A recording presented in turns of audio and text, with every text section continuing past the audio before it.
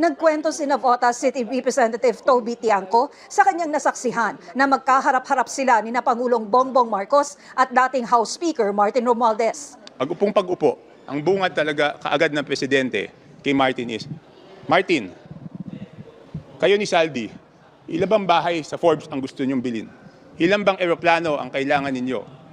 Ilan bang Ferrari ang gusto nyo? Ganong karaming pera ba ang gusto nyo? Ganong karaming caviar ba ang kaya nyong kainin?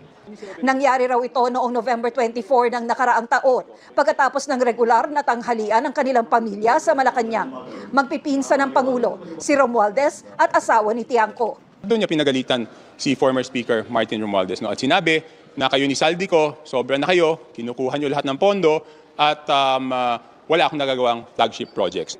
Sabi ni Tiangco na pag-alaman niya kalaunan na nagalit ang Pangulo dahil nagsumbong daw ang Japan International Cooperation Agency o JICA sa Pangulo na ang counterpart na pondo ng Pilipinas para sa mga proyektong pinapondohan ng JICA ay tinanggal sa pambansang budget. Ang nangyayari nung nangako si former Speaker Martin Romualdez na kung ano man yung tinanggal na mga flagship projects ay ibabalik sa BICAM. Nung lumabas yung BICAM, nung lumabas yung GAA noong January, wala yung mga projects na yun.